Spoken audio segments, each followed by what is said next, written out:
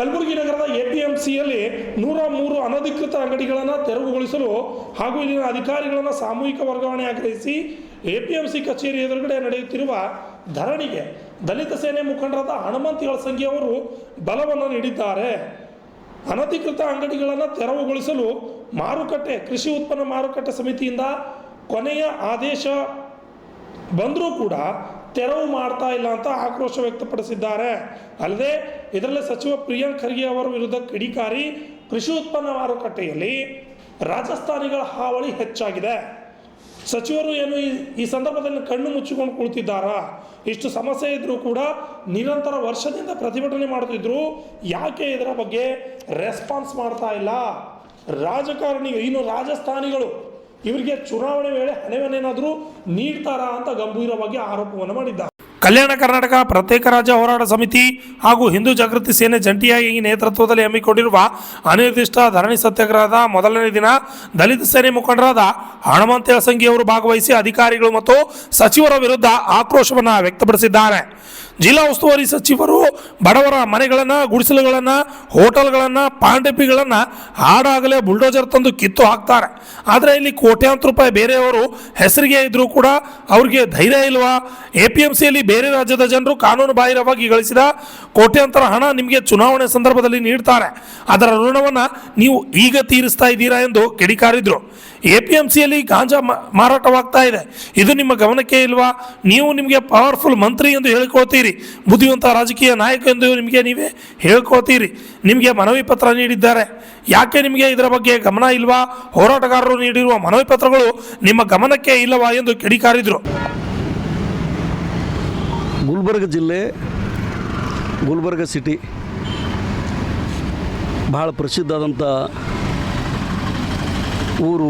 ಈ ಕರ್ನಾಟಕ ರಾಜ್ಯದೊಳಗೆ ಅನೇಕ ಜನ ದಿಗ್ಗಜರು, ಸಾಮಾಜಿಕ ಹೋರಾಟಗಾರರು, ರಾಜಕೀಯ ನಾಯಕರುಗಳು ಇಲ್ಲಿ ಆಳಿ ಹೋದಂಥದ್ದು, ಬದುಕು ಬಾಳಿದ್ದು, ಹೆಸರು ಮಾಡೋಂಥ ನಗರ ಜಿಲ್ಲೆ ಗುಲ್ಬರ್ಗ ಜಿಲ್ಲೆ. ಈ ಭಾಗದ ರೈತರ ಅನುಕೂಲಕ್ಕಾಗಿ ಎಪಿಎಂಸಿ ಕಾಯ್ದೆ ರೂಪಿಸಿ ಆ ಕಾಯ್ದೆ ಮುಖಾಂತರ ಕೃಷಿ ಉತ್ಪನ್ನ ರೈತ ಬೆಳೆದಂಥ ಬೆಳೆಗಳು ಈ ಮಾರುಕಟ್ಟೆ ಮುಖಾಂತರ ವ್ಯವಹಾರ ಆಗಬೇಕು, ಈ ಭಾಗದ ರೈತರಿಗೆ ಅನುಕೂಲ ಆಗ್ಬೇಕು ಅಂತ ತಿಳ್ಕೊಂಡು ಸರ್ಕಾರ ಕೋಟ್ಯಾಂತರ ರೂಪಾಯಿ ಜಾಗ ರೈತ ಬಂಧುಗಳಿಗೆ ಅಲಾಟ್ ಮಾಡೋದು, ಗೋದಾಮುಗಳು ಕಟ್ಟೋದಕ್ಕೆ. ಇಲ್ಲಿ ಈ ಕೃಷಿ ಉತ್ಪನ್ನ ಮಾರುಕಟ್ಟೆ ಇದಕ್ಕೆ ಎಪಿಎಂಸಿ ಟೀಮ್ ಇರ್ತದ್ರೊಳಗೆ, ಎಪಿಎಂಸಿ ಮೆಂಬರ್ಸ್ಗಳು, ಅದಕ್ಕೊಬ್ಬರು ಚೇರ್ಮನ್ರು, ಅದಕ್ಕೊಬ್ಬ ಸರ್ಕಾರದ ಒಬ್ಬ ಪ್ರಮುಖ ಅಧಿಕಾರಿ ನಿಯಂತ್ರಣ ಮಾಡೋದಕ್ಕೆ. ಇಷ್ಟೆಲ್ಲ ಇದ್ರೂ ಕೂಡ ಗುಲ್ಬರ್ಗ ಸಿಟಿ ಒಳಗೆ ಅನ್ಯ ರಾಜ್ಯದವರಿಗೆ, ಅನ್ಯ ಭಾಷಿಕರಿಗೆ ಸರ್ಕಾರ ಯಾವ ಉದ್ದೇಶಕ್ಕಾಗಿ ಎಪಿಎಂಸಿ ಜಾಗ ಅಲಾಟ್ ಮಾಡೋದು ಅದನ್ನು ಹೊರತುಪಡಿಸಿ ಇಲ್ಲಿ ಬೇರೆ ಬೇರೆ ಅಂಗಡಿಗಳಿಗೆ ಒಂದು ಗೋದಾಮಿಗೆ ಜಾಗ ಕೊಟ್ಟೋದು, ಆ ಗೋದಾಮ್ ಬದಲಿ ಅವರೇನಪ್ಪ ಅಂದ್ರೆ ಶೆಟ್ರ್ಗಳು ಮಾಡ್ಕೊಂಡು ಹಣ ಒಂದು ಮಾಡುವಂಥ ವ್ಯವಹಾರ ಇಲ್ಲಿ ಈ ಎಪಿಎಂಸಿ ಯಾರು ನಡೆದು. ಈ ಎಪಿಎಂಸಿ ಅನೇಕ ರೈತ ಬಂಧುಗಳು, ಅಲಾಟ್ ಆದಂಥ ರೈತರು ಇಲ್ಲಿ ಅನಧಿಕೃತವಾಗಿ ಏನು ಶೆಟ್ರ್ಗಳು ಹಾಕ್ಕೊಂಡದು, ಗೋದಾಮುಗಳು ಮಾಡ್ಕೊಂಡದು, ಏನು ಕಾನೂನು ವಿರುದ್ಧ ಇಲ್ಲೇನು ವ್ಯವಹಾರ ನಡೆಸೋದು ಅದನ್ನು ನಿಯಂತ್ರಿಸಬೇಕು, ಅದನ್ನು ತೆರವುಗೊಳಿಸ್ಬೇಕಂತೇಳಿ ಸರ್ಕಾರಕ್ಕೆ ಸಾಕಷ್ಟು ಬಾರಿ ಮನವಿ ಕೊಟ್ಟು ನಮ್ಮ MS ಪಾಟೀಲ್ ನರ್ಬೋಳು, ಲಕ್ಷ್ಮೀಕಾಂತ್ ಸ್ವಾದಿ ಅಂತ ಅನೇಕ ಯುವ ನಾಯಕರ ನೇತೃತ್ವದೊಳಗೆ ಸುಮಾರು 1 ವರ್ಷದಿಂದ ಇಲ್ಲಿ ನಿರಂತರ ಹೋರಾಟ ನಡೆಸೋದು. ಎಪಿಎಂಸಿ ಅನೇಕ ಜನ ಎಪಿಎಂಸಿಯ ಮಾಜಿ ಸದಸ್ಯರುಗಳು, ಜವಾಬ್ದಾರಿತ ವ್ಯಕ್ತಿಗಳು ಸರ್ಕಾರಕ್ಕೆ ಮನವಿ ಪತ್ರ ಸಲ್ಲಿಸೋದು. ಅದರ ಜೊತೆಗೆ ಎಪಿಎಂಸಿ ಸಂಬಂಧಪಟ್ಟ ಅದಕ್ಕೆ ಹಿರಿಯ ಅಧಿಕಾರಿಗಳಿಗೆ ಮನವಿ ಪತ್ರ ಕೊಟ್ಟರೂ ಕೂಡ ಯಾವುದೇ ಕ್ರಮ ಜರುಗಿಸಲು ಆಗ್ತಾಯಿಲ್ಲ ಇವರಿಗೆ. ಸುಮಾರು 300 ಈಗ ನನಗೆ MS ಪಾಟೀಲ್ ನರ್ಬೋಳು ರೈತ ಹೋರಾಟಗಾರರು ಹೇಳೋದು ಸುಮಾರು 300 ಇಲ್ಲಿಗಲ್ಲಿ ಇಲ್ಲೇನಪ್ಪ ಅಂದ್ರೆ ಶೆಡ್ಗಳು ಬೇರೆಯವ್ರೇನಪ್ಪ ಅಂದ್ರೆ ಆಕ್ಯುಪೈ ಮಾಡ್ಕೊಳೋದು, ಕಾನೂನು ಬಾಹಿರವಾಗಿ ಎಪಿಎಂಸಿ ಕಾಯ್ದೆ ವಿರುದ್ಧ ಎಪಿಎಂಸಿ ಕಾಯ್ದೆ ಉಲ್ಲಂಘನೆ ಮಾಡಿ ಇಲ್ಲಿ ವ್ಯವಹಾರ ಮಾಡ್ಲಿಕ್ಕತ್ತದು, ಅದನ್ನು ನಿಲ್ಲಿಸ್ಬೇಕಂತೇಳಿ ಈ ಮೆಮೊರಂಡಮ್ ಕೊಟ್ಟರು. ಅದಕ್ಕೆ ಪೂರಕವಾಗಿ ಎಪಿಎಂಸಿ ಅಧಿಕಾರಿಗಳು ಸುಮಾರು 103 ಅಂಗಡಿಯವರಿಗೆ ನೋಟಿಸ್ ಕೊಟ್ಟರು ಅಂತೇಳಿ. First notice, second notice and final notice ಅಂತೇಳಿ ಆ 3 ನೋಟಿಸ್ ಕೊಟ್ಟ ನಂತರ ನೀವೇನು ಇಲ್ಲಿಗೆಲ್ಲಿ ಮಾಡ್ಕೊತೀರಿ, ಯಾರೋ ಹೋಟೆಲ್ ಇಟ್ಟದ, ಯಾರೋ ಪೈಪ್ಗಳು ಮಾರಾಟ ಮಾಡ್ಕೊತದ, ಯಾರೋ ಟ್ರಾನ್ಸ್ಪೋರ್ಟ್ ಹಾಕೊಂಡದವ, ಅವು ತೆರವುಗೊಳಿಸ್ಬೇಕಂತೇಳಿ ಸರ್ಕಾರ ಏನು APMC ಅಧಿಕಾರಿಗಳು ನೋಟಿಸ್ ಕೊಟ್ಟದ. ಆ ನೋಟಿಸ್ ಕೊಟ್ಟರೂ ಕೂಡ ಅದ್ರ ಜೊತೆಗೇ ಇಲ್ಲಿ ಏನು ಹೋರಾಟಗಾರ ಇದ್ದದಲ್ಲ, ಈ ಭಾಗದ ಎಲ್ಲ ರಾಜಕೀಯ ವ್ಯಕ್ತಿಗಳು ಮೆಮೊರಾಂಡಮ್ ಕೊಟ್ಟದು. ಈ ಥರ ಅನ್ಯಾಯ ಆಗ್ಲಿಕ್ಕತ್ತದ. ಇಲ್ಲಿ ಗುಜರಾತ್ಗಳಿಗೆ, ರಾಜಸ್ಥಾನಿಗಳಿಗೆ, ಮಧ್ಯಪ್ರದೇಶದವ್ರಿಗೆ, ಬೇರೆ ಬೇರೆ ರಾಜ್ಯ ಜನಗಳು ಏನಪ್ಪ ಅಂದ್ರೆ ವ್ಯವಹಾರ ಮಾಡಿ ಕೊಟ್ಟಿದ್ರೆ ನಮ್ಮ ಭಾಗದ ಜನಗಳು ಅನ್ಯಾಯ ಆಗ್ಲಿಕ್ಕತ್ತದ. ಆ್ಯಂಡ್ ಇಲ್ಲಿಗೆಲ್ಲದ ಅದು ತೆರವುಗೊಳಿಸ್ಬೇಕಂತ ಮೆಮೊರಾಂಡಮ್ ಕೊಟ್ಟರು. ಸರ್ಕಾರ ಅಧಿಕಾರಿಗಳು ನೋಟಿಸ್ ಕೊಟ್ಟದ. ಈ ನೋಟಿಸ್ ಕೊಟ್ಟು 25/1/2024 ಫೈನಲ್ ನೋಟಿಸ್ ಅದು. 25/1/2024 ಫೈನಲ್ ನೋಟಿಸ್ ಕೊಟ್ಟರು ಕೂಡ ಆಳುವಂಥ ಸರ್ಕಾರದವ್ರು ಏನು ಮಾಡ್ಕೊತೀರಿ ನೀವು? ನಿದ್ದೆ ಮಾಡ್ಕೊತೀನಿವಲ್ಲ. ಇಲ್ಲಿ ಜಿಲ್ಲಾಧಿಕಾರಿಗಳು ಏನು ಮಾಡ್ಕೊತದು? ನಿದ್ದೆ ಮಾಡ್ಕೊತೀರಿ. APMC ಅಧಿಕಾರಿ ಏನು ಸುಮಾರು 103 APMC ಏನು ಅಂಗಡಿಗಳದಾವೆ ಇಲ್ಲಿಗಲ್ಲ, ಅದು ತೆರವುಗೊಳಿಸ್ಬೇಕಂತ ನೋಟಿಸ್ ಕೊಟ್ಟಾಗ ರಾಜಕೀಯ ಪ್ರಭಾವಿಗಳು ಸೇರ್ಕೊಂಡು ಇನ್ಚಾರ್ಜ್ ಮಿನಿಸ್ಟರ್ ಜೊತೆ ಸೇರ್ಕೊಂಡ್ಬಿಟ್ಟು ಇದಕ್ಕೆ ಹೆಲ್ಡಪ್ ಮಾಡಿಸ್ತೀರಿ. ಯಾವ ಕಾರಣಕ್ಕೆ ಹೆಲ್ಡಪ್ ಮಾಡ್ತೀರಿ? ರಾಜಕೀಯ ವ್ಯಕ್ತಿಗಳು ಅಂದ್ರೆ ನಿಮ್ಗೆ ಸಪೋರ್ಟ್ ಮಾಡ್ತಾರೆ ಅಂದ್ರೆ ನಿಂದಿರಿಸ್ಬಿಡ್ತೀರಿ. ಬೇರೆ ಬೇರೆ ಯಾವ ಗರೀಬರು ಸ್ಲಮ್ನಾಗ ಎಲ್ಲೋ ಮನೆ ಹಾಕೊಂಡ್ಬಿಟ್ರಂದ್ರೆ, ಯಾವುದೋ ರೋಡ್ ಸೈಡ್ ಒಂದು ಅಂಗಡಿ ಇಟ್ಕೊಂಡ್ಬಿಟ್ರೆ ಇದು ಇಲ್ಲಿಗೆಲ್ಲ ತಿಳ್ಕೊಂಡು ಎನ್ಕ್ರೋಚ್ ಮಾಡೋದು ತಿಳ್ಕೊಂಡು JCB ತಂದು ಕಿತ್ತಾಕ್ತಿರ್ತೀರಿ. ಬಸ್ ಸ್ಟ್ಯಾಂಡ್ ಸುತ್ತಮುತ್ತ ಗರೀಬ್ ಜನಗಳು ಟೀ ಅಂಗಡಿ ಇಟ್ಟು ಅಂದ್ರೆ ಬಂದು ಹಾಡೋಗಲೇ ಬುಲ್ಡೋಜರ್ ತಂದು ಕಿತ್ತಾಕ್ಬಿಟ್ಟಿದ್ರಿ. ಇಲ್ಲಿ ಕೋಟ್ಯಾಂತರ ರೂಪಾಯಿ ಆಸ್ತಿ ಬೇರೆಯವ್ರ ಪಾಲು ಇದ್ದದ. ನೋಟಿಸ್ ಕೊಟ್ಟರೆ ನಿಮ್ಮ ಅಧಿಕಾರಿಗೆ ನೋಟಿಸ್ ಕೊಟ್ಟದ. ಅಂತಿಮ ನೋಟಿಸ್ ಕೊಟ್ಟದ. ನೋಟಿಸ್ ಇಂಪ್ಲಿಮೆಂಟ್ಗೆ ಏನು ತ್ರಾಸ ಆಗ್ತದೆ ನಿಮ್ಗೆ? ಟ್ರಾನ್ಸ್ಪೋರ್ಟ್ ನಡೆಸಿರೋದ್ರೊಳಗೆ ಇಲ್ಲಿ APMC ಯಾರ್ನಾಗಲ್ಲಿ ರೈತ ಬಂಧುಗಳು ಅನುಕೂಲ ಆಗ್ಬೇಕಂತೇಳಿ ಸರ್ಕಾರ ಇಷ್ಟೆಲ್ಲ ಕೊಟ್ಟದಕ್ಕೆ ಇನ್ಚಾರ್ಜ್ ಮಿನಿಸ್ಟರ್ ಪ್ರಿಯಾಂಕ್ ಖರ್ಗೆ ಅವ್ರು ಏನು ಮಾಡ್ಕೊತದ? ಅಲ್ಲಿ ಬಂದು ನೋಡೋಕ್ಕಾಗಲ್ಲ ನಿಮ್ಗೆ. ಇಲ್ಲಿ ನಿಮ್ಮ ಪಕ್ಷದ ಕಾರ್ಯಕರ್ತರು ಬಂದು ನಿಮ್ಮ ಪಕ್ಷದ ಕಾರ್ಯಕರ್ತರು ರಿಕಮೆಂಡ್ ನಿಮ್ಗೆ ಇದು ಮಾಡ್ತಾರಂತ ಅವ್ರು ನಿಂದಿರಿಸ್ಬಿಡ್ತೀರಿ, ಎಲ್ಲ ಮಾಡ್ತಿದ್ದೀರಿ. ನೋಟಿಸ್ಗೆ ಏನು ಕಿಮ್ಮತ್ತಿಲ್ಲ ನಿಮ್ಮ ಸರ್ಕಾರದವ್ರಿಗೆ, ಕಾಂಗ್ರೆಸ್ನವ್ರಿಗೆ ಕಿಮ್ಮತ್ತಿಲ್ಲ ಇವಾಗ. ಇದು APMC ಏನು ಬೇರೆ ಸ್ಟೇಟ್ ಜನಗಳು ಎಲೆಕ್ಷನ್ದಾಗ ಇವ್ರು ಸಿಕ್ಕಾಪಟ್ಟು ದುಡ್ಡು ಲಕ್ಷಾಂತರ ದುಡ್ಡು ಕೊಡ್ತಾರೆ. ಯಾರು? ರಾಜಸ್ಥಾನಿಗಳು ವಿತೌಟ್ GST ಆ್ಯಂಡ್ CST ಸರ್ಕಾರಕ್ಕೆ ಯಾವುದೇ ತೆರಿಗೆ ಕಟ್ಟಲಾರ್ದರೆ ಇಲ್ಲೀಗಲ್ ಆಗಿ ಅಲ್ಲಿಂದ ಮಾಲ್ ತಂದು ಇಲ್ಲಿ ಡಂಪ್ ಮಾಡಿ ಇಲ್ಲಿಂದ ಬೇರೆ ಕಡೆ ಸಪ್ಲೈ ಮಾಡ್ಕೊತದು. ಅವರು ಗಳಿಸಂಥ ಕಾನೂನು ಬಾಹಿರ ಕೋಟ್ಯಾಂತರ ರೂಪಾಯಿ ದುಡ್ಡು ನಿಮಗೆ ಎಲೆಕ್ಷನ್ದಾಗ ಕೊಡ್ತಾರಲ್ಲ, ಅದು ಋಣ ತೀರಿಸೋ ಸಲುವಾಗಿ ಇವರೇನಪ್ಪ ಅಂದ್ರೆ APMC ಕಾಯ್ದೆ ಉಲ್ಲಂಘನೆ ಮಾಡಿ ಏನು ತೆರವುಗೊಳಿಸಬೇಕಾದ 103 ಶಟ್ರ್ಗಳು ಹಾಗೆ ಇಟ್ಟಿದಾರಲ್ಲ, ಇದ್ರ ವಿರುದ್ಧಿಸಿ ಇವತ್ತನ್ನು ಅನಿರ್ದಿಷ್ಟ ಕಾಲ ಧರಣಿ ಸತ್ತಾರ ಗುಲ್ಬರ್ಗ ನೋಡೋದ. ಇದು ನಾವು ಕೂಡ ದಲಿತ ಸೇವನು ಕೂಡ ನಾವು ಬಂದಿದ್ದೀವಿ, ಜಿಲ್ಲಾ ನಾಯಕರು ಬಂದದ, ನಾನು ಆ್ಯಸ್ ಎ ಸ್ಟೇಟ್ ಪ್ರೆಸಿಡೆಂಟ್ ನಾವು ಬಂದಿದ್ದೀವಿ.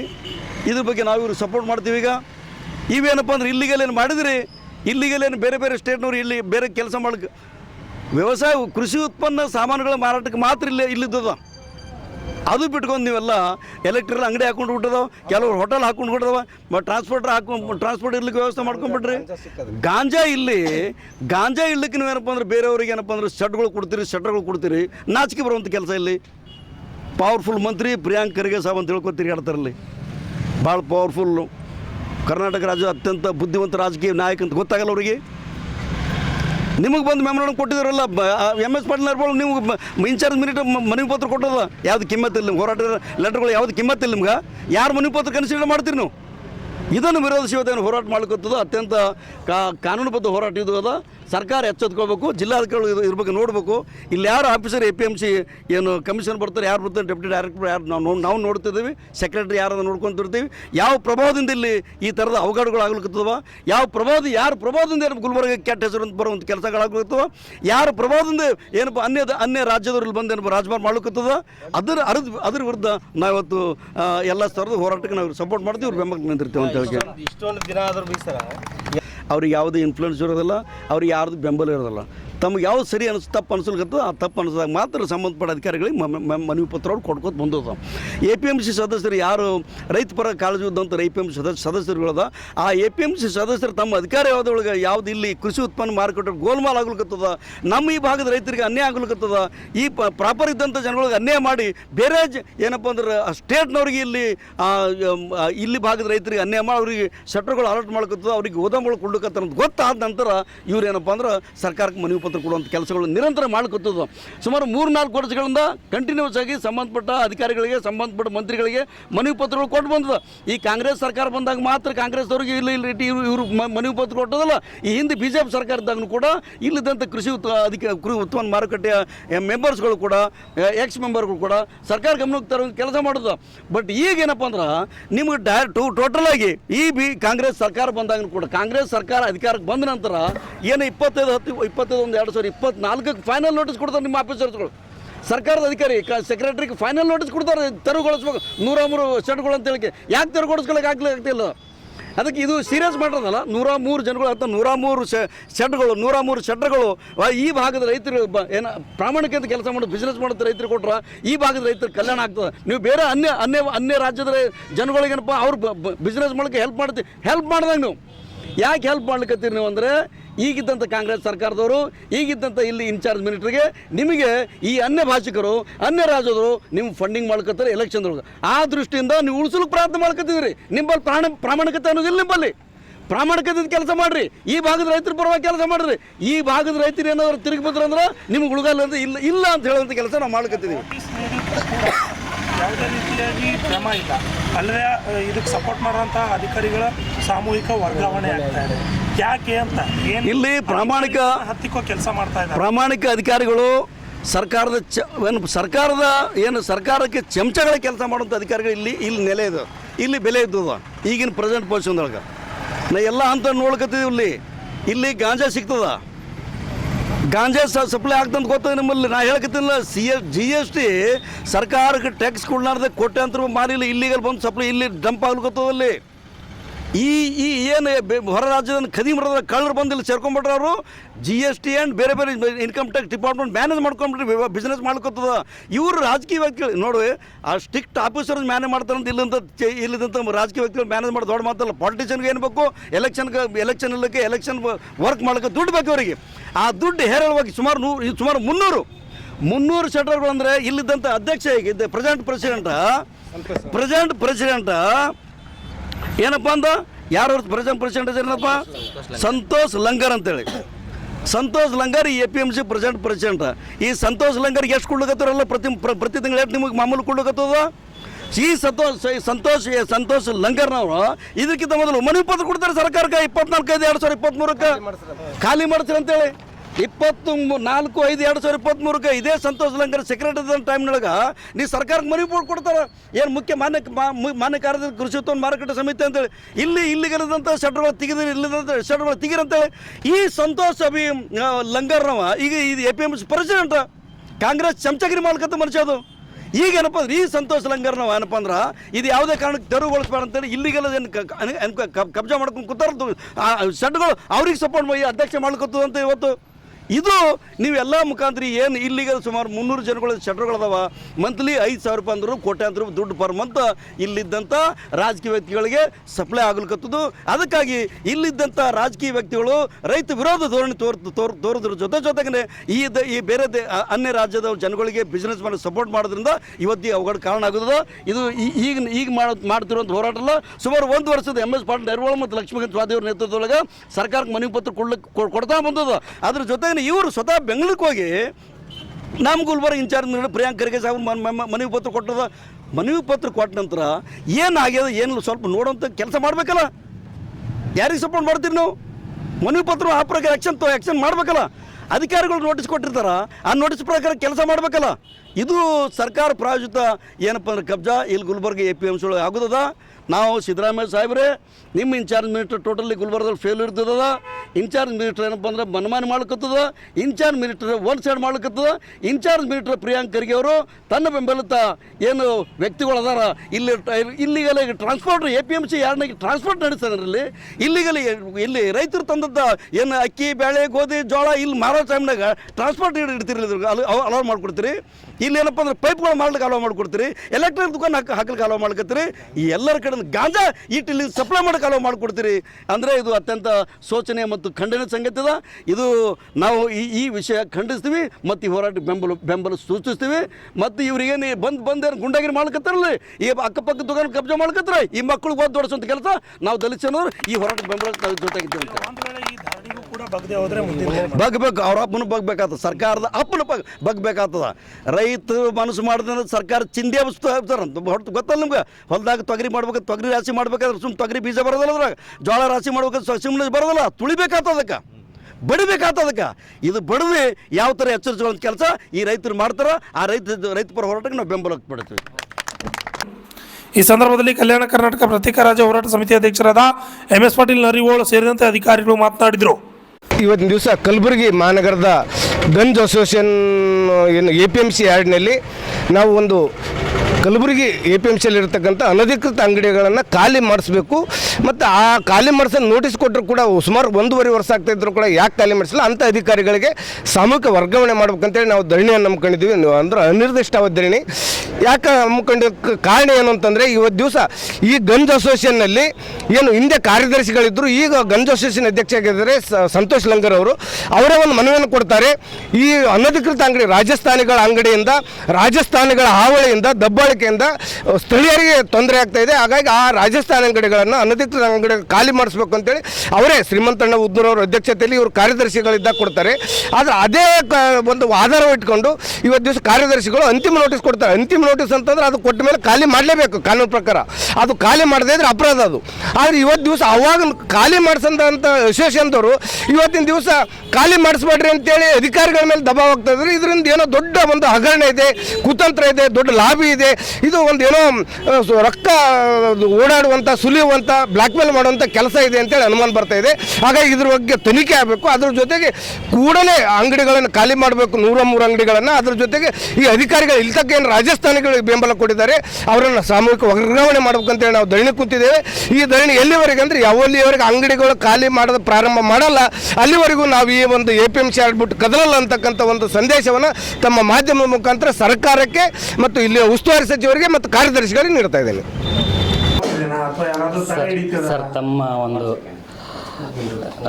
ನನ್ನ ಒಂದು ಇದಕ್ಕೆ ಸ್ಪಷ್ಟನೆ ಏನಂತಂದರೆ, ನಮ್ಮ ಕೃಷಿ ಉತ್ಪನ್ನ ಮಾರುಕಟ್ಟೆ ಸಮಿತಿ ಏನಿದೆ, ನಮ್ಮ ಕೃಷಿ ಉತ್ಪನ್ನ ಮಾರುಕಟ್ಟೆ ವ್ಯವಹಾರ ಕಾಯ್ದೆ 1966 ಪ್ರಕಾರ ನಡೆಯುವಂಥದ್ದು ತಮಗೆಲ್ಲರಿಗೂ ಗೊತ್ತಿರುವಂಥದ್ದು. ಅದರದ್ದು ಹೆಸರೇ ಸ್ಪಷ್ಟವಾಗೈತೆ.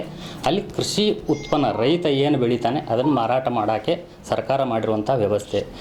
ಇಲ್ಲಿ ಗಾಂಜಾ ಶೆರೆ ಅಂತರೂ ಅದ್ರದ್ದು ಇಲ್ಲ ಸರ್. ಸ್ಪಷ್ಟಪಡಿಸ್ತೀನಿ ತಮಗೆ. ಇರುವಂಥದ್ದು ಕೃಷಿ ಉತ್ಪನ್ನಗಳಲ್ಲಿ ಇತರೆ ಉತ್ಪನ್ನಗಳು ಏನು ಬಂದಿದ್ದಾವೆ ಅವುಗಳನ್ನು ತೆರವುಗೊಳಿಸೋಕ್ಕೆ ನಾವು 1 ವರ್ಷದಿಂದ ಕ್ರಮ ಇಟ್ಟಿರೋದು ತಮ್ಮೆಲ್ಲ ಹೋರಾಟಗಾರರ ಗಮನಕ್ಕೂ ಇರುವಂತಹದ್ದಿದೆ. ನಾವು ಅವಳಿಗೆ ನೋಟಿಸ್ಗಳನ್ನು ಕೊಟ್ಟಿದ್ದೀವಿ.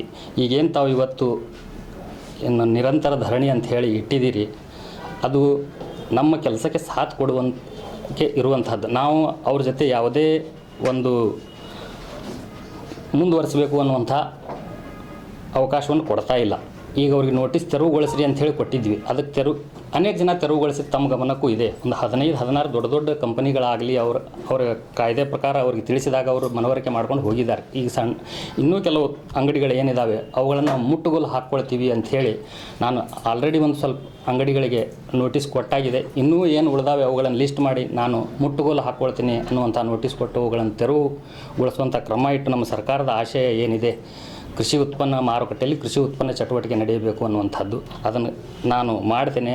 ಏನು ಇನ್ನೂ ತೆರವುಗೊಳಿಸಿಲ್ಲ ಅವರಿಗೆ ಮುಟ್ಟುಗೋಲು ಹಾಕ್ಕೊಳ್ಳೋಕ್ಕೆ ತಿಳಿಸಿ ಅವುಗಳನ್ನು ತೆರವುಗೊಳಿಸ್ತೇನೆ. ಆದ್ದರಿಂದ ತಾವೇ ನಮಗೆ ಈ ಒಂದು ಹೋರಾಟದ ಮೂಲಕ ಕೊಟ್ಟಿದ್ದೀರಿ. ಲೆಟರ್ ಇವತ್ತೇ ಕೊಡ್ತೀವಿ ಸರ್. ಆದ್ದರಿಂದ ತಮ್ಮಲ್ಲಿ ವಿನಂತಿ ಏನಂತಂದರೆ, ನಮ್ಮ ಸರ್ಕಾರದ ಒಂದು ಕ್ರಮದ ಪ್ರಕಾರ ತಾವು ಧರಣಿಯನ್ನು ಹಿಂಪಡಿಬೇಕು. ನಾನು ಇದನ್ನು ಏನು ಕ್ರಮ ಜಾರಿಗೊಳಿಸಿ ಇಲ್ಲಿ ಕೃಷಿ ಉತ್ಪನ್ನ ರೈತ ಸ್ನೇಹಿ ಮಾರುಕಟ್ಟೆಯಾಗಿ ನಿಮಗೆ ಮಾಡಿ ತೋರಿಸ್ತೀನಿ ಅಂತ ಹೇಳಿ ತಮ್ಮಲ್ಲಿ ವಿನಂತಿ ಮಾಡ್ತೀನಿ ಸರ್. ನಮ್ಮ ಮಳಿಗೆಗಳು 400 ಮಳಿಗೆಗಳು ನಮ್ಮಿಂದ ಹಂಚಿಕೆ ಆಗಿರುವಂಥವು. ಅದರಲ್ಲಿ ನಾವು ಏನು ಪರಿಶೀಲನೆ ಮಾಡಿರುವಂಥ ಲಿಸ್ಟು 103. ಅದರಲ್ಲಿ ಏನಾಗ್ತದೆ, ಈಗ 1 ವರ್ಷದಿಂದ ನಡೆದಿರುವಂಥ ಕ್ರಮ ತಮಗೆ ಗೊತ್ತಿದೆ. ಅದರಲ್ಲಿ ಎಷ್ಟೋ ಜನ ಬಿಟ್ಕೊಂಡು ಹೋಗಿದ್ದಾರೆ ಸರ್. ದೊಡ್ಡ ಗೋದಾಮುಗಳು ಖಾಲಿಯಾಗಿದ್ದಾವೆ, ಸಣ್ಣ ಅಂಗಡಿಗಳು ಕೂಡ ಖಾಲಿಯಾಗಿದ್ದಾವೆ. ಇನ್ನೂ ಏನು ಉಳಿದಾವೆ ಅವರಿಗೆ ಸರ್. ನೋಡಿ, ನಮ್ಮ ಮಾರ್ಕೆಟ್ ಸ್ಥಾಪನೆ ಆಗಿರೋದು 1940ರಲ್ಲಿ, ಈಗಿರೋದು 2025. ಇವತ್ತೇ ಪ್ರಾರಂಭ ಆಗಿದ್ದಾವೆ ಅಂತಲ್ಲ. ಈಗ ನಾನು ಬಂದಿಲ್ಲಿ 1 ವರ್ಷ ಆಯಿತು. ಹಿಂದೆ ನಾನು ಚಾರ್ಜ್ ಮೇಲೆ ಇದ್ದೆ. ಬಂದಾನ್ಸುಟ್ಟ ಇದು ನಿರಂತರ ಕ್ರಮ. ಇವತ್ತು ನಾನಿರಲಿ ಅಥವಾ ಇನ್ನೊಬ್ಬರು ಇಲ್ಲಿ ಸೆಕ್ರೆಟ್ರಿ ಯಾರಂತ ಹೇಳಿರ್ತಾರೆ ಅದು ಅವ್ರ ಕ್ರಮ ಇದೆ. ಹಿಂದೆ ಬೆಳಿಗ್ಗೆ ಕಿರಾಣಿ ಶಾಪ್ಗಳು ಎಷ್ಟಿವೆ ಸರ್ ಅದರಲ್ಲಿ ಒಟ್ಟಿಗೆ ಇರುವಂಥದ್ದು? ನಮ್ಮ ಗಮನಕ್ಕೆ ಇರುವಂಥದ್ದಂಥದ್ದು ನಾವು ಒಂದು ಪರಿಶೀಲನೆ ಮಾಡಿ ಲಿಸ್ಟ್ ಮಾಡಿದ್ದೀವಿ ಸರ್. 103 ಅಂಗಡಿಗಳು ಇದಾವೆ ಸರ್. ಅವು ನಮ್ಮ ಲಿಸ್ಟ್ ಪ್ರಕಾರ ಇವತ್ತು ಮತ್ತೆ ಒಂದು 15-20 ದಿನದಲ್ಲಿ ಯಾವುದಾದ್ರೂ ಒಂದು ಕಿತ್ಕೊಂಡು ಹೋಗಿರ್ಬೋದು, ಅದು ಒಂದು ಕಡಿಮೆ ಆಗ್ತದೆ ಸರ್. ಈಗ ತಮ್ಗೆ ಇಷ್ಟು ಗಮನ ಇದ್ರೂ ಕೂಡ ತೆರವು ಯಾಕೆ ಗೊಳಿಸಿಲ್ಲ? ಏನು ಉದ್ದೇಶ? ಯಾವ ಉದ್ದೇಶಗಳು ತೆರವುಗೊಳಿಸ್ತಾ ಇಲ್ಲ? ತಾವು ಯಾಕೆ ತಡೆ ಹಿಡಿದಿರಿ? ಅವ್ರಿಗೆಲ್ಲ ಬಿಟ್ಬಿಡ್ತಾ ಇರಿ? 1 ವರ್ಷ ಫೈನಲ್ ನೋಟಿಸ್ ಕೊಟ್ಟರು ಇಲ್ಲಿವರೆಗೂ ಕಾದಿರ, ಅದಕ್ಕೆ ಏನು ಕಾರಣ ಇಲ್ಲ ನೋಡಿ ಸರ್. ತಮ್ಮ ಗಮನಕ್ಕಿದೆ, ಕೃಷಿ ಉತ್ಪನ್ನ ಮಾರುಕಟ್ಟೆಯಲ್ಲಿ ಕೃಷಿ ಉತ್ಪನ್ನನೇ ಆಗಬೇಕು ಅಂಥೇಳಿ ಇತರೆ ಅಂದರೆ ನಾವು ಅಧಿಸೂಚಿತ ಅಂಥೇಳಿ ಅಂತೀವಿ ಸರ್. 93 ಕೃಷಿ ಉತ್ಪನ್ನಗಳನ್ನು ನಮ್ಮ ಸರ್ಕಾರ ಘೋಷಣೆ ಮಾಡಿದೆ. ಇವು ಕೃಷಿ ಉತ್ಪನ್ನಗಳು ಅಂಥೇಳಿ ಅವುಗಳೇ ಒಳಗಡೆ ಬರಬೇಕು. ಅವುಗಳನ್ನು ಫೈನಲ್ ನೋಟಿಸ್ ಬರುತ್ತೆ 2024 ಜೂನ್ ಬರುತ್ತೆ. ನೋಡಿ ಸರ್, ನನಗೆ ಹೇಳಕ್ಕೆ ದಿನಾಲು ನೀವು ಆ ಅಂಗಡಿಗಳನ್ನು ನೋಡಿ ಸುಮ್ಮನೆ ಕೂತಿರಲ್ಲ. ಏನಕ್ಕೆ ಕೂತಿರಿ ಸುಮ್ಮನೆ ಅಂತ ಹೇಳ್ತಾರೆ? ನೋಡಿ ಸರ್, ಇಷ್ಟು ದಿನಗಳಿಂದ ನಡ್ಕೊಂಡು ಬರುವಂತಹ ಒಂದು ಏಕ್ದಮ್ ದಿಢೀರನ್ನೇ ಬದಲಾವಣೆ ಮಾಡೋಕೆ ನಾವು ಹೋಗಿರುವಂತಹದ್ದು ಕೆಲವೊಬ್ಬರಿಗೆ ತೊಂದರೆ ಆದಾಗ ಮೇಲಾಧಿಕಾರಿಗಳ ಗಮನಕ್ಕೆ ತಂದಾಗ ಅವಕಾಶಗಳನ್ನು ಅದನ್ನೇ ಕ್ರಮ ನಾವು ಕೊಟ್ಟಿದ್ದೀವಿ ಸರ್. 25 1 2024 1 ವರ್ಷ ಮ್ಯಾಗೈತಿ. ಈಗ 1 ವರ್ಷ ಮ್ಯಾಗೈತಿ. ಯಾಕೆ ತಿರುಗೊಳ್ತಾವೆ? ನೋಟಿಸ್ಗೆ ಕಿಮ್ಮತ್ತು ಅಲ್ಲತ್ರಿ ಮಾರುಕಟ್ಟೆಗೆ ಮಾರುಕಟ್ಟೆ ಕಾಯ್ದೆ 1956 ಆ ಪ್ರಕಾರ ನಾವು ಕ್ರಮ ಈಗ ನಮ್ಮ ಸರ್ಕಾರದ ಸೂಚನೆ ಏನದ ತೆರವುಗೊಳಿಸ್ಲಿಲ್ಲ ಅದ ಸರ್. ಆ ಪ್ರಕಾರನೇ ನಾವೆಲ್ಲ ಅವುಗಳನ್ನು ನಾವು ತೆರವುಗೊಳಿಸಿದ್ರೆ ನಾವು ಕುಟುಂಬ ಹಾಕೊಳ್ತೀವಿ ಅಂತೇಳಿ ನೋಟಿಸ್ ಕೊಡ್ತೀವಿ ಸರ್. ಅದಕ್ಕೆ ಏನದ ಕೆಲವೊಂದಿಷ್ಟು ತೊಂದರೆಗಳು ಅವುಗಳು ಯಾರಿಗೂ ತೊಂದರೆ ಆಗಬಾರ್ದು ಅನ್ನೋ ದೃಷ್ಟಿಕೋನದಿಂದ ಕೆಲವೊಂದಿಷ್ಟು ಸಮಯಾವಕಾಶ ಕೇಳಿದ್ದಾರೆ. ಆ ಪ್ರಕಾರ ನಾವು ಮಾಡಾಕತ್ತೀವಿ ಸರ್. ಇಲ್ಲಿ ಯಾಕೆ ತೊಂದರೆ? ಎಷ್ಟು ದಿನ ಬೇಕು ನೋಡ್ರಿ? APMC 2 ಎಲ್ಲ ನಾವು ಮಾಡಿಲ್ಲ ಅಂತಲೇ ನೀವು ನಾವು ಮಾಡಿದ್ರೆ ನೀವೇ ಆಗ್ತಿಲ್ಲ. ಆ ದೃಷ್ಟಿಕೋನೊಳಗೆ ನಾವೇನು ಕೆಲಸ ಮಾಡಾಕತ್ತೀವಿ ಸರ್ಕಾರದ ಸೂಚನೆ ಪ್ರಕಾರ ಮಾಡಬೇಕು. ಸೂಚನೆ ಸರ್ಕಾರ ಸೂಚನೆ ಅಂತ ಹೇಳ್ತಿರ್ತೀರಿ, ಸರ್ಕಾರ ಪರ್ಮಿಷನ್ ಕೊಟ್ರ ಅಂತ ಹೇಳ್ತಿರ್ತೀರಿ. ನೀವು ನಿಮ್ಮ ಜೊತೆಗೆ ನಾವು ಬರ್ತೀವಿ ನೋಡ್ರಿ. ಯಾವ ಅಡ್ಡಿ ಪಡ್ತಾನೆ ಯಾವ ತಾವು ಹೇಳಕತ್ತಿರಲ್ಲ ಯಾವ್ದು ಅಡ್ಡಿ ಆತಂಕಗಳು ಅಂತೇಳಿ, ಅದು ಯಾವ ಅಡ್ಡಿ ಆತಂಕಗಳು ನಾವು ನೋಡ್ತೀವಿ. ಹಂಗೆಲ್ಲ ಅಡ್ಡಿ ಆತಂಕಗಳು ಅಂತೇಳಿ ನಾವು ಹೇಳಕ್ಕೆ ಬರಂಗಿಲ್ಲ. ಇದನ್ನ ಎಷ್ಟು ದಿನ ಇದು ಮಾಡ್ತೀವಿ? ಆತಂಕಗಳು ಎಷ್ಟು ದಿನ ಬೇಕಾಗ್ತದೆ ನಿಮ್ಗೆ ಹೇಳ್ಬೇಕು? ನೋಡಿ ಸರ್, ತಾವು ಇವತ್ತು ಧರಣಿ ಕೊಟ್ಟಿದ್ದೀರಿ. ಧರಣಿ ನಿರತರಲ್ಲಿ ನಮ್ಮದು ಒಂದು ಸಮನ್ವಯ ವಿನಂತಿ ಏನಂತಂದ್ರೆ ಸರ್ಕಾರದ ನಿಯಮಾನುಸಾರ ನಾವು ಪಾಲನೆ ಮಾಡಬೇಕಾಗ್ತದೆ. ಜಿಲ್ಲಾಡಳಿತಕ್ಕೆ ನಾನು ನಾಳೆ ಏನದ ಕ್ಯಾಬಿನೆಟ್ ಮೀಟಿಂಗ್ ಅದ. ಮೀಟಿಂಗ್ ನಂತರ ಒಂದು 2 ದಿನ ನಾನು ಭೇಟಿಯಾಗಿ ವಿಷಯವನ್ನು ಮನವರಿಕೆ ಮಾಡಿ ಹಿಂಗದ ಸರ್ ಇದನ್ನು ಕ್ರಮ ಕೈಗೊಳ್ಳಬೇಕಾಗ್ತದೆ ತಿಳಿಸಿ ನಾನು ಕ್ರಮ ಹಿಡಿದೆ. ನೋಟಿಸ್ ಕೊಟ್ಟಿದ್ರು ಸರ್. ನೋಟಿಸ್ ಕೊಟ್ಟಿದ್ರೆ ಅವ್ರು ಯಾರು ತೆರವುಗೊಳಿಸಲ್ಲ. ಮುಂದಿನ ಪ್ರೊಸೀಜರ್ ನಿಮ್ಗೆ ಪೊಲೀಸ್ ಸಪೋರ್ಟ್ದಾಗ ಒಂದು ಹೊರಗೆ ಹಾಕಬೇಕಲ್ರಿ. ಮತ್ತೆ ಯಾಕೆ ಮಂತ್ರಿಗೆ ಹೇಳೋದಿರ್ತದ್ರಿ? ಮತ್ತೆ ರಾಜಕೀಯ ವ್ಯಕ್ತಿಗಳು ಇಡಬೇಕಾಗ್ತದೆ. ನಿಜ ನಾವು ಮಾಡಾಕತ್ತಿದ್ದೀವಿ. ನಾವು ಮಾಡುವಾಗ ಅವ್ರ ಬಗ್ಗೆ ಅವ್ರು ನಮಗೆ ಹಿಂಗೆ ತೊಂದರೆ ಆಗ್ತದೆ ಹೇಳಿ ಈಗ ನಾವು ನೋಟಿಸ್ ಯಾಕೆ 1 ವರ್ಷ ಆಯ್ತು. 1 ವರ್ಷ 4 ತಿಂಗಳು ಫಸ್ಟ್ ನೋಟಿಸ್ ಮನೆಗೆ ಕೊಟ್ಟಾರೆ. ಇರಲಿ ಏನೇ ಇದ್ರೂ ಇನ್ನು ಎಷ್ಟು ದಿನ ಬೇಕಂತ ನಿಮ್ಗೆ ಹೇಳಿ?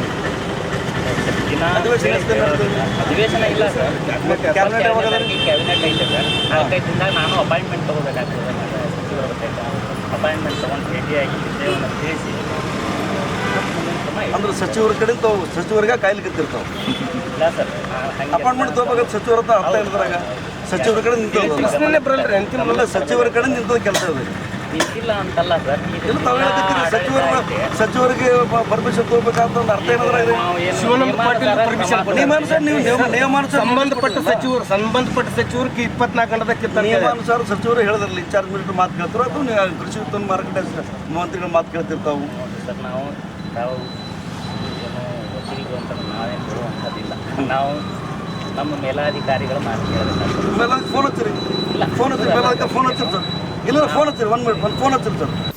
ಈ ಸಂದರ್ಭದಲ್ಲಿ ಕಲ್ಯಾಣ ಕರ್ನಾಟಕ ಪ್ರತ್ಯೇಕ ರಾಜ್ಯ ಹೋರಾಟ ಸಮಿತಿ ಅಧ್ಯಕ್ಷರಾದ MS ಪಾಟೀಲ್ ನರಿಬೋಳ್, ದಲಿತ ಸೇನೆ ಮುಖಂಡರಾದ ಭಂಡಾರಿ, ಹಿಂದೂ ಜಾಗರಣ ಸೇನೆ ಜಿಲ್ಲಾಧ್ಯಕ್ಷರಾದ ಲಕ್ಷ್ಮೀಕಾಂತ್ ಸ್ವಾದಿ, ರಾಮಸೇನೆ ಕರ್ನಾಟಕ ಜಿಲ್ಲಾಧ್ಯಕ್ಷರಾದ ಮಹೇತ್ ಕೆಬಾವಿ, ಶರಣಗೌಡ ಪೊಲೀಸ್ ಪಾಟೀಲ್ ನರಿಬೋಳ್, ಸಿದ್ದು ಕಂದಗಲ್, ಚಿದಾನಂದ್ ಮಠಪತಿ ಸೇರಿದಂತೆ ಅನೇಕರು ಹಾಜರಿದ್ದರು. Bureau report RJ32 Kannada news, Kalaburagi.